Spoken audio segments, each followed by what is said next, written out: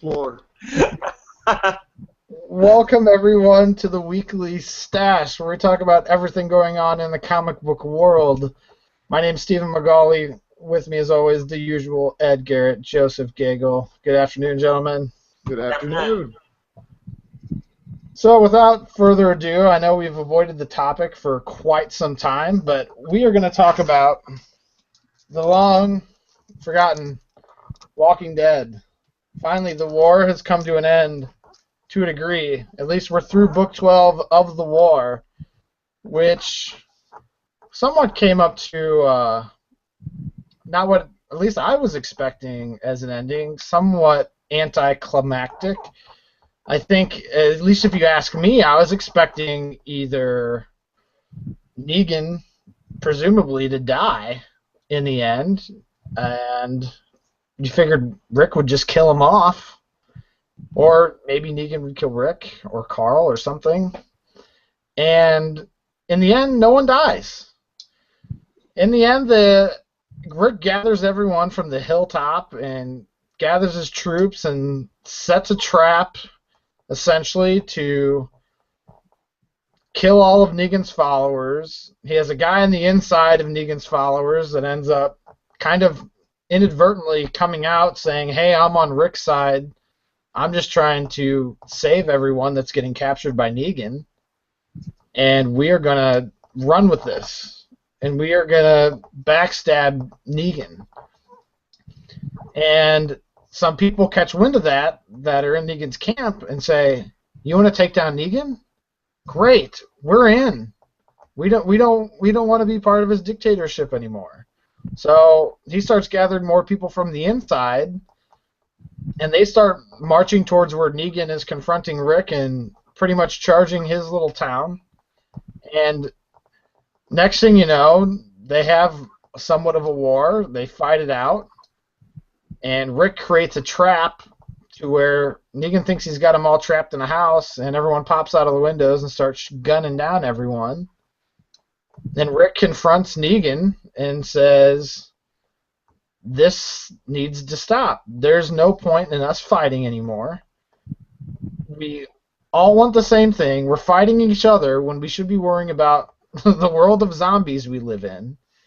They try to come to some point of truce to where it appears they're going to come to some form of truce.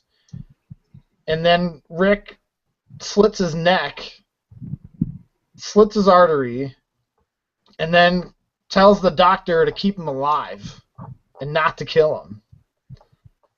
While Carl thinks he should die and wants him dead and says this isn't gonna work. But Rick says, no, we're gonna keep him alive because we don't kill people anymore. We are not killing people just to kill people. We are gonna go and be good people and get together and take on this world of zombies together. And so, in the end of this book, let me see if I can find the right book. Here we go. So, in the end, it ends up that Rick's like, no, we're going to keep him alive and we're going to be good. But then at the very end of the book here, he basically uses Negan's line against him and tells him, you're fucked. You're going to rot in jail and you're going to watch us. What did you say? You're going to see how wrong you were about basically creating a dictatorship, and I'm going to keep you alive so you can watch and rot in jail. And he says, you're going to go rot, and you're completely fucked. The end. While Negan's basically laying in their form of a hospital bed. So we'll kind of see how that plays to fruition, because Negan's kind of is a conniving bastard. And I don't know if keeping him alive is just a way to keep the suspense going. My assumption is that he'll stay alive and he'll play along for a while or something, and there'll be another war at some point.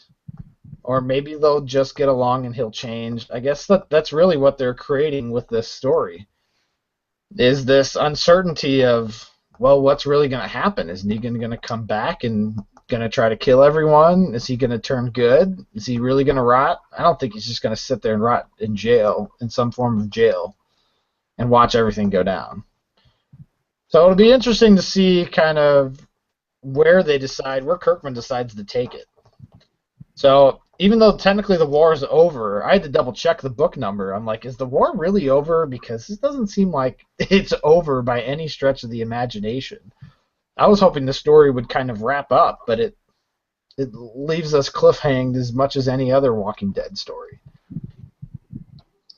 So I know you guys aren't caught up on the whole story as much as I am, but do you guys have any opinion as to? I mean, Jerry, you know this a little bit of the story of Negan, right? You're that far along. I'm kind of fairly, yeah, but there's always loose ends in any comics, really, and so they can have that there if they want to explore it down the road. They want to let them out, let them cause a little more trouble. They can. If not, maybe someone will kill him, or I don't know. Maybe he even becomes a good guy.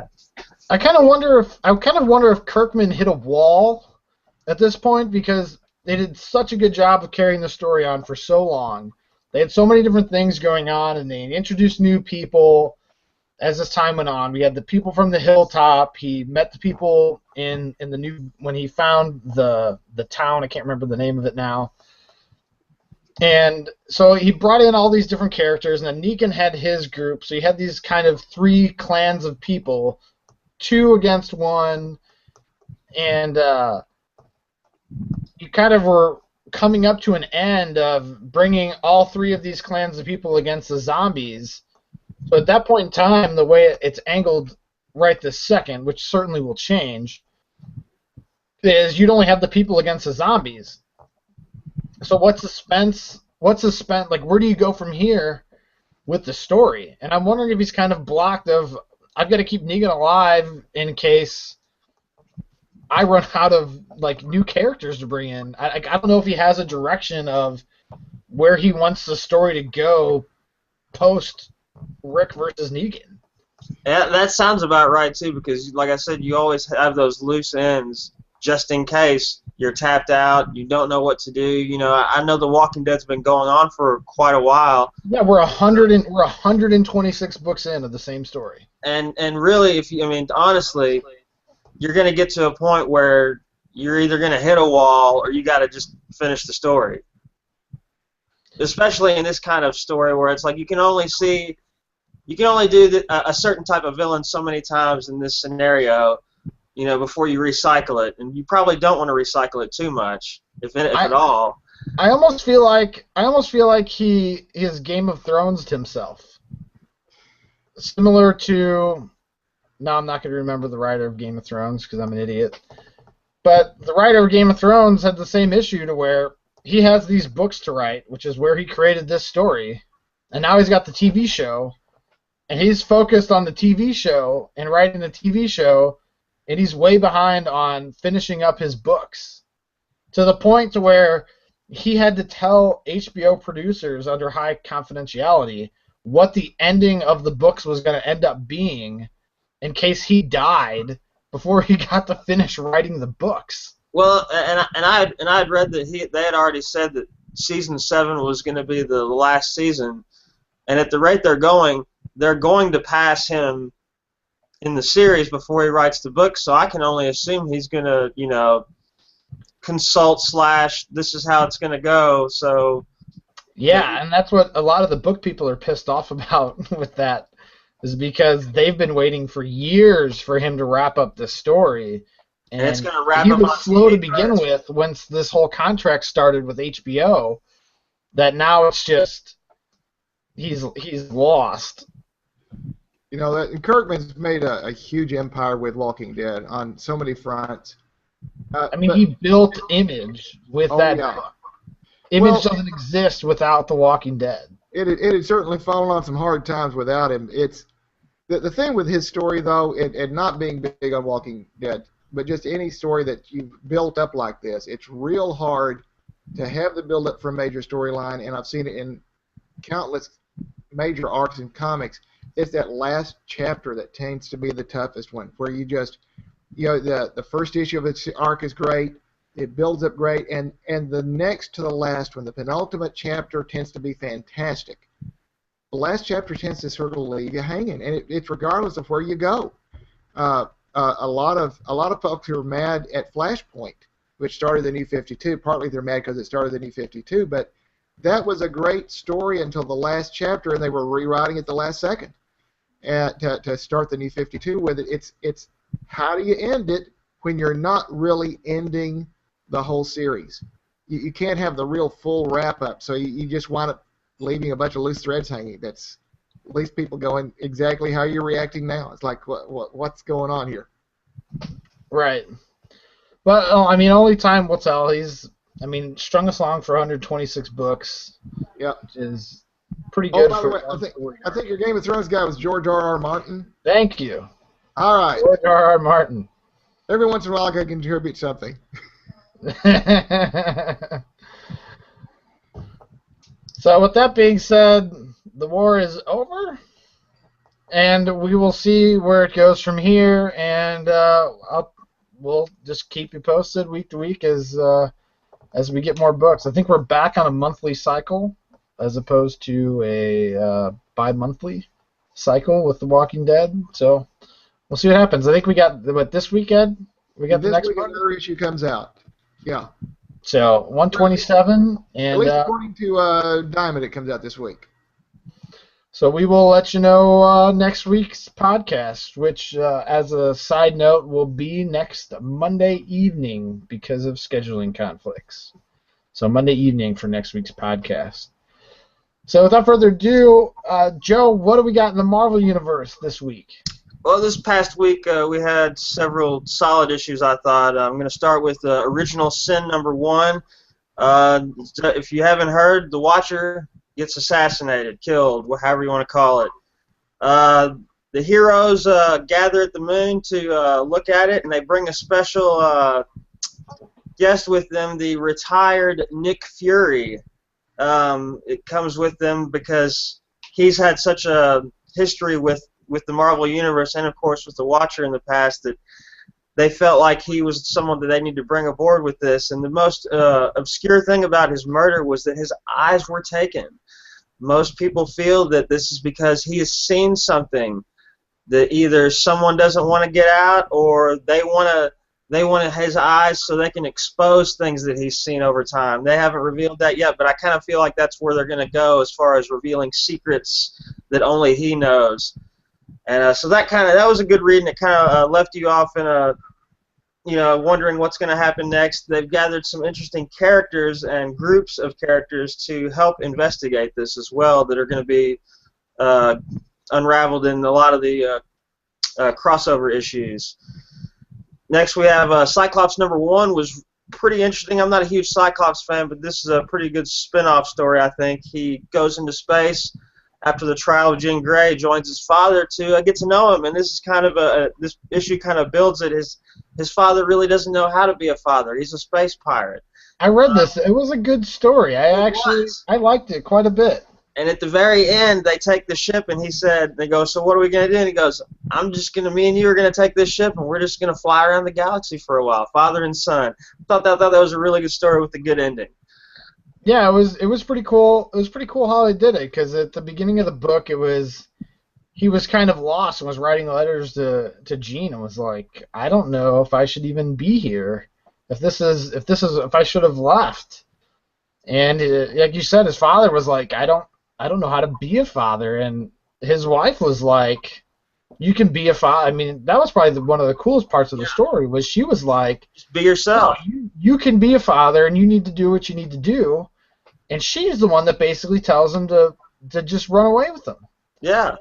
And that's what they did. They just hopped in a capsule and said, this is our little spaceship, and it's just me and you, and we're going to go do this. And it seems like that's kind of where they're going to take the story. Yeah. I thought it was great, and I actually can't wait for the next one, to be honest.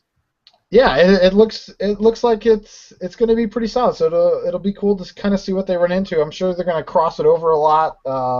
It seems like they really want to cross it over with Guardians and X-Men. So, Marvel just keeps intertwining their universes like they want to do. So It'll be cool. Anything else huge this week that you read? With I got a few more. One is a personal favorite, Moon Knight #3. Mostly the story's been pretty good, but the artwork for me has been fantastic. Is whenever you see Moon Knight, he's in black and white, and the rest is in color, and it's just the way it's done is, to me personally, is just a treat to just look at, and that's been a pretty neat story in and of itself.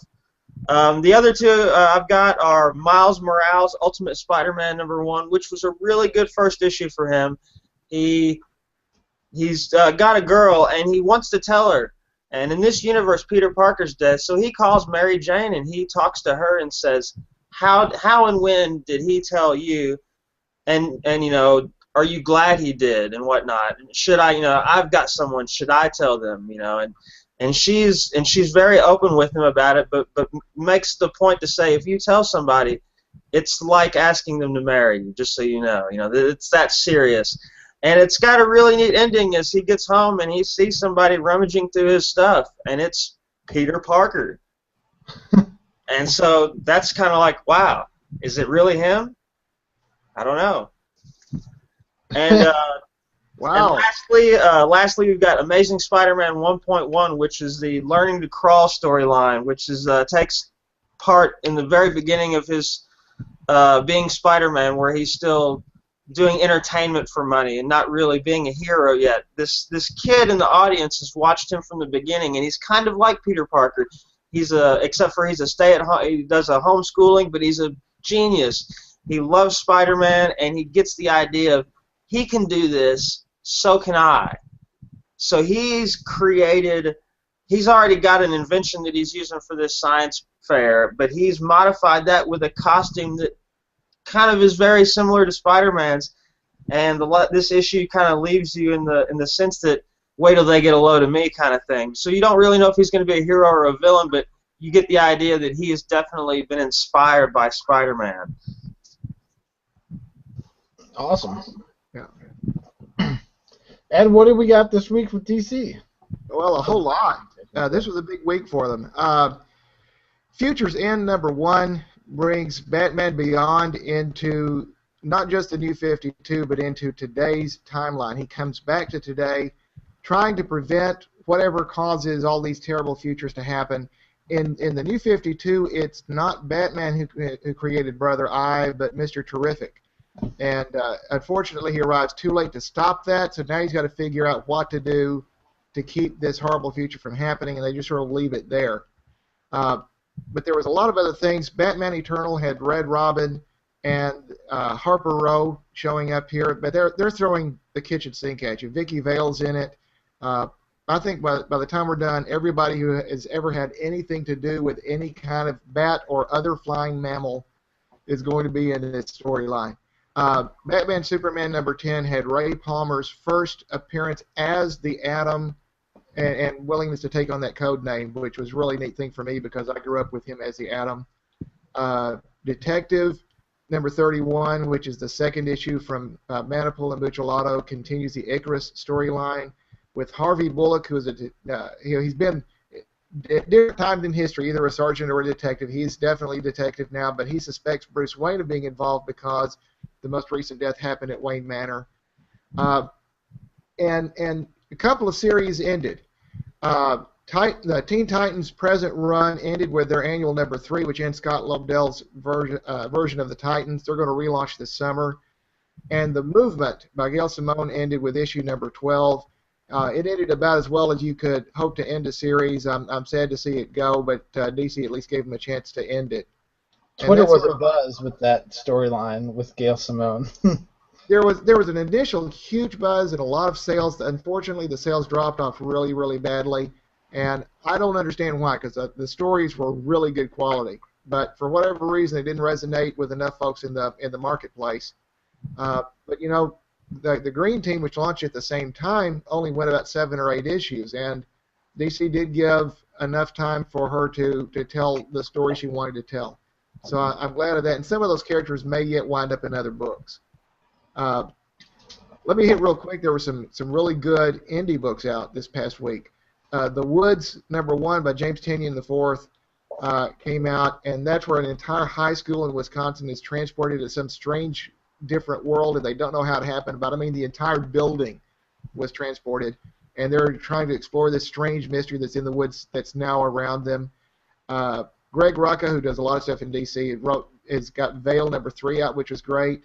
Brian Buccellato's Black Bat was really good this past week, and it's not really so much Batman. It's more Daredevil than Batman, but it's an old character that actually came out originally at the same time as Batman's original debut way back in the Golden Age, and he's done a great job reviving that character.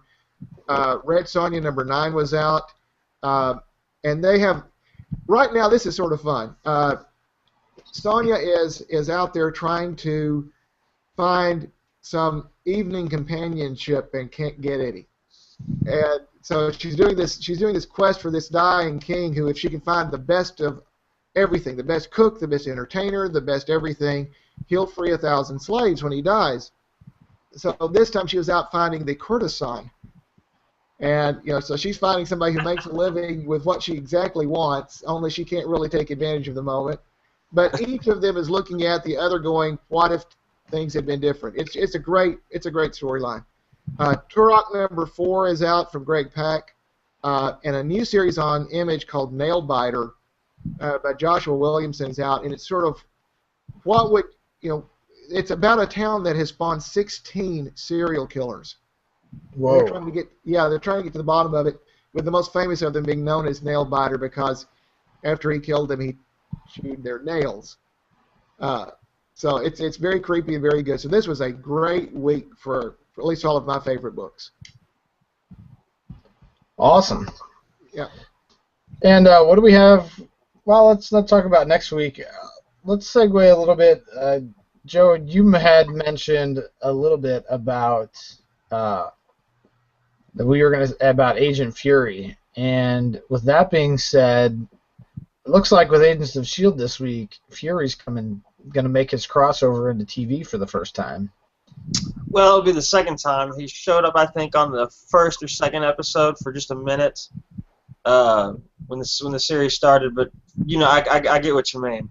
But yeah, he's set to appear for the season finale, and which should be exciting because it's been ramping up for it. I thought it was It got renewed for next season, thank goodness. And it did get renewed, as well as they've ordered Marvel's Agent Carter, which is set to follow her character from Captain America, set in the time of 1946. She works for the SSR, the Strategic Science Reserve, and in the meantime, she's doing secret missions for Howard Stark, and as well as, I guess, struggling with being a single woman in that time period who's lost the love of her life in Steve Rogers.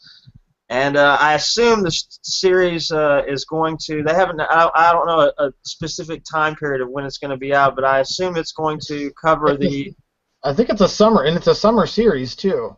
I think so, and I think the rumor was this summer, but it might be next summer. I'm not really sure, but I want to say it's supposed to maybe build up to the creation of S.H.I.E.L.D., I think. Yeah, it's supposed to be, it's essentially, it is going to be their summer series of Agents of S.H.I.E.L.D. So it will be similar to that of Agents of S.H.I.E.L.D., but it will be their summer view time so that they can have this Marvel Universe going year-round on television. So that's kind of the way I read into it, and looks like, yeah, it's going to take place in a different time period, though. And back to S.H.I.E.L.D., I mean, there's a lot that we could speculate on what's going to happen next week for the finale. I mean, is Bill Paxton's character, is he going to die off, or are they going to keep him around as a recurring villain? I would kind of like him to stay around. I've kind of enjoyed having him on the show. The question is, can they afford to keep Bill Paxton on much longer?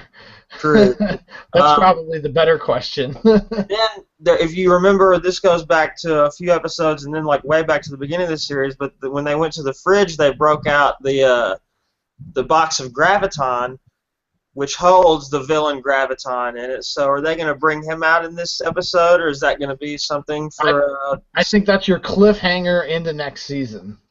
I think they kill off Bill Paxton simply because he's too expensive, and the series ratings are iffy at best. They're very kind of mediocre, but since it's a Disney-owned property being produced, I think by their studio and being on ABC, and everything's pretty much in-house and following the Marvel Universe, it's really the only thing that kept that series on the air. Otherwise, that thing was had a one-way ticket to Canceltown based on its ratings. And this is a little personal thing. I almost think that they're gonna maybe do something cosmic as a hangover, because with Guardians of the Galaxy being next, and they got that blue alien in the box that has the cure, so they might try to link that to Guardians to kind of because that's what's coming next. So. Unless they're gonna start the season really early but I don't know. I don't know their plans on as far as that goes. I highly doubt that. It'll be interesting to see where they take it, and we'll be able to touch on it a little more next week after we get through the finale here this week. So we will wrap Agents of S.H.I.E.L.D. up, and to really go along with May sweeps here coming up this next week. We also have the end of Arrow, which has been outstanding, better than probably Agents of S.H.I.E.L.D. Last week was the character development. The character development across all of their characters has been amazing. Not that Agents of S.H.I.E.L.D. is bad; it's just not to the level of what CW has been able to do with the Black Canary, with the Arrow. It's just been so cool to see how they created that storyline and kind of wrapped it all up and are really doing that. And then what's his face comes back. It looks like next week. The Black Arrow, Malcolm Merlyn, he showed up last week, and it looks like next week. He comes back as a good guy. Well, yeah, I was gonna say it looks like next week he's gonna be joining the Green Arrow, Black Canary. It's not Talia al Ghul, but it was her lover from the League of Shadows. League of Shadows, yeah. He joins them next week, and it looks like the Red Arrow finally suits up next week. So it looks like it's going to be very exciting. They've really built it up. I caught this episode, and if they don't pull it together really quickly, there's not going to be a city left to save here. So yeah, they kind of left it open. I was like, I wish they would. I don't think they have a 2-hour finale, but they could have done a 2-hour finale. They really could. But I'm really interested to know if Malcolm Merlyn's making a turn to a good guy, and if they plan on defeating Slade Wilson, then who's going to be the cliffhanger villain for next season? That's my big curiosity peeking there. I'm not sure. They have to have some plan. They're picked up again. Oh yeah, I'm sure they do. Well, so, they're picked up, and Flash is picked up officially. Yes. And then I think Constantine's picked up for NBC. Is that right? Yes, I want to say I saw that. Yes, that sounds right. Mm-hmm. I hope that'll be good, because CW seems to have a really good handle on DC properties. I don't know how NBC's going to do with putting it on the bigger network. Yeah, I'm not too sure, because CW is a lot more lenient on their ratings. They don't expect to, get, if they get, 2%, they're okay with that. NBC will cancel a show in a heartbeat if it's getting less than 5. Right. So it's always a tough go when you start putting these on these big networks. That's why it was kind of scary with Agents of S.H.I.E.L.D. going to ABC.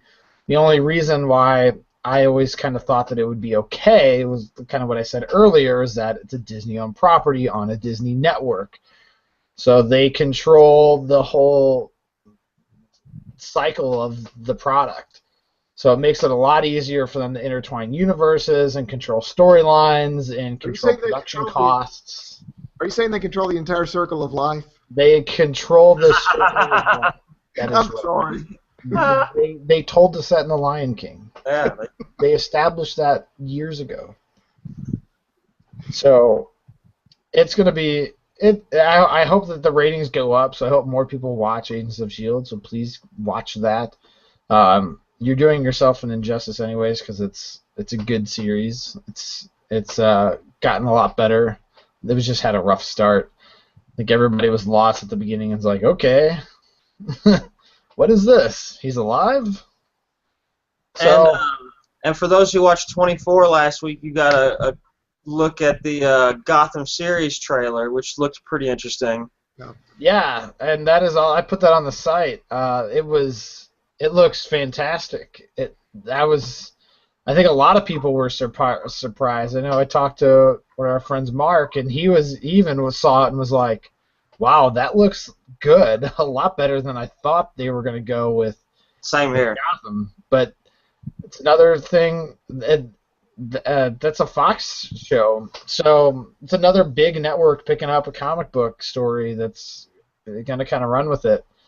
And I think that has a good chance of surviving based on the trailer. I think it'll get good ratings. Like S.H.I.E.L.D., I think it'll get ratings off the bat. But like S.H.I.E.L.D., if it doesn't, do it, it may get in trouble if it doesn't, because I think the Batman fans will get on it originally, to get it rolling. But I think if the story doesn't keep it solid, I think people will abandon it fairly quickly, like so many other good shows. Yeah, it's really the sustain. So typically your first episode you get a kind of a spike, and then the second episode it'll trail off a little bit. Your third, fourth, and fifth episode is really what the networks are paying attention to really see how much of the audience that they have captured that's going to stick along with the show. Because usually people watch pilots, and like you said, the DC fans are going to come out in drones to see the first one. But it's really that middle part of the season to see how long that they can sustain creating the character development and having a storyline that kind of goes along with it. And this kind of goes along with the whole battle of television in general, where your AMCs and stuff have taken risks on things like Breaking Bad, which was a show that had a very slow first season. It was all about character development. But that proved to be one of the best TV shows ever created for television, only behind, I would say, The Wire, which goes down as the best TV show to this day on television ever. So I'm not the only one in that ballpark. If you want to yell at me in the comments, you can. The good thing the big networks don't put up with that. That's the problem. You see, they canceled more shows this season than I've seen in a long time. They brought back hardly anything. Like, everything is going to be new next year. They canceled so many comedies and so many TV shows. Like, they do not bat an eye. If they are not getting ratings off the bat, they will not wait for an audience. They will say it and move on to the next project. And that's probably one of the most frustrating things about television. Absolutely. Yeah, there's a lot of series out right that we think of as really big that would never have gotten past the first season with execs now in charge. I think the one thing I've got me some hope for Gotham though is the Jim Gordon character. I mean, if you're going to concentrate on him, if they'll follow along with any of several different storylines that have been written over the years about him, he's a rich enough character that they could make a good series off of him, as long as they don't get lost in their way, because that's. Not only that, they're going to do the origin stories of all of like pretty much every single every villain that's out there. Yeah, every villain ever in the DC universe with Batman is going to be in that show. It's a neat concept. If they can execute it, it should be great. I do hope the audience is there for it. I think if they execute it, the audience will stay around. Yeah. Field of Dreams, baby. If you build it, they will come. Truth. That's my motto. So, with that all being said, everybody watch May Sweeps this week. We'll see what's going to come up with this summer with Agent Carter and what we have to look forward to next season. But what's coming up this week with comic books? Okay, I'll jump in here real quick. We've got the next chapter of Original Sin will cross over into Avengers number 29. All New X-Men number 27. We got Wolverine number 5. Ghost Rider number 3, which has been a new personal favorite of mine. Fantastic Four number 4, Nightcrawler number 2, and X-Force number 5. Ed? Yeah, over in DC, this starts the big Doomed storyline.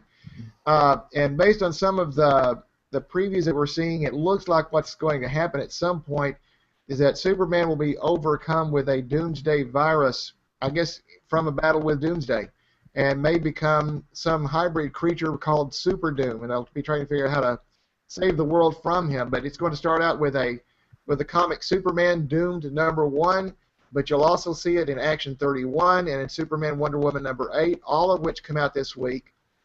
Any Gail Simone fans who read Secret Six, which was one of the greatest series I ever read, will well remember Ragdoll, and Ragdoll makes a reappearance in the New 52 in Batgirl 31.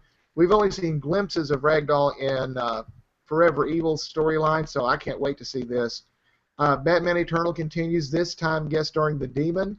Justice League United has their number 1 issue this week. Futures End has issue number 2. World's Finest has issue number 23. Over at Image, Bounce hits issue 12. Field hits number 2. Shutter number 2. Starlight by number 3 is a great series. Walking Dead 127. And Think Tank has a separate series called Fun with PTSD number 1, which I'm sure will be a lot more serious than the title makes you giggle. Valiant has Bloodshot and Hardcore, which is a great series, and now Bloodshot has figured out that he no longer needs to worry about Hardcore to stay alive, and so he's going after them. And then Quantum and Woody number 10 is out, which is really good. Boom has Lumberjanes number 2, and Clive Barker's Next Testament number 9. If you've not read Next Testament, it is a more powerful and in some respects more scary than Penn had ever thought of being. Over at Dark Horse, you got Star Wars 17 and a trade paperback called Mandala by Stuart Moore and Bruce Zick, and we are hoping to connect with them this week or early, maybe a week from now, and to get an interview up with those guys. So stay tuned. You may see a link on our site within the next week to 2 weeks where we'll be doing an interview with them. That's a big trade paperback that's coming out later this week. So another big week for comics. As always, every week is exciting. There's always something else coming out, something new. So many good publishers these days producing great comics, so there's always something good to look forward to. Just a reminder for everyone, we will be back next week, but it will be next Monday, not Sunday night. So stay tuned. If you want to catch us live, we'll have it up on our website later on that Monday evening. But thanks so much for watching The Stash, and keep reading The Stash. Have a good night, guys. Night. Good night.